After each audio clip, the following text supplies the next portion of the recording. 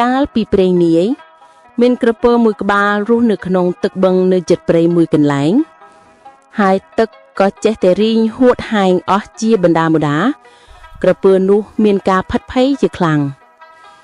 ទឹកបឹងក៏ចេះតែរីងស្ងួតក្រពើក៏វាឡើងលើគោកត្រាចរកទីដែលមានទឹកដើម្បីបន្តជីវិតរបស់ខ្លួនបន្តទៀត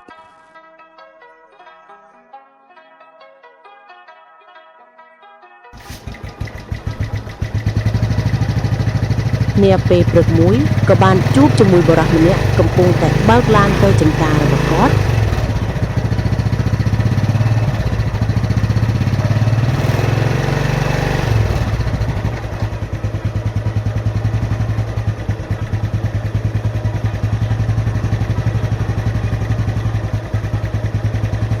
ក្រពើក៏បានស្រែកហៅឲ្យគេជួយបុរសនោះក៏បានឮសំឡេងដែលគេស្រែកហៅឲ្យជួយគាត់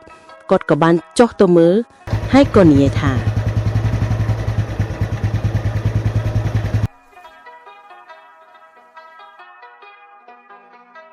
ទេ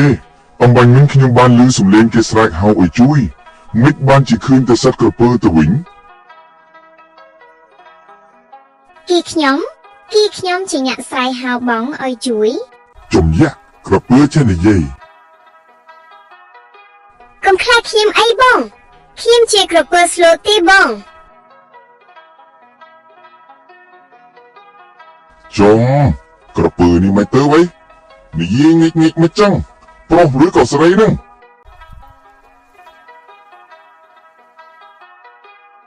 ភេទអីក៏ជាក្រពើដែរបងអញស្មានតែភេទមួយទៀតមានតែមនុស្សមែនមែនតើអញ្ចឹងក៏ចឹងទៅណាមួយមនុស្សយើងចូលចិត្តប្រដូចថាតម្រង់មុខដោយពងក្រពើតែសំណាងល្អហើយដែលពួកក្រពើឯងមិនដែលប្រដូចមុខក្រពើថាមូលស្អាតដោយពងមនុស្សនោះហើយចុះឯងហៅយើងឲ្យជួយមានការអីដែរខ្ញុំចង់ឲ្យប្រុសស្អាតឯងជួយដឹកខ្ញុំទៅរកកន្លែងដែលមានទឹកផងបានទេព្រោះបឹងដែលខ្ញុំរស់នៅពីមុនបានរីងទឹកចិត្តអស់ទៅហើយហៅឯងប្រុសស្អាតទៀតតោះជួយក៏ជួយទៅចឹងមកឡើងឡានមកចឹងបញ្ញាប់ចេញដំណើរបន្ទាប់មកក្រពើក៏បានឡើងឡានហើយបុរសនោះក៏បានបើកឡានចេញដំណើរទៅហើយគាត់ក៏បានគិតក្នុងចិត្តថា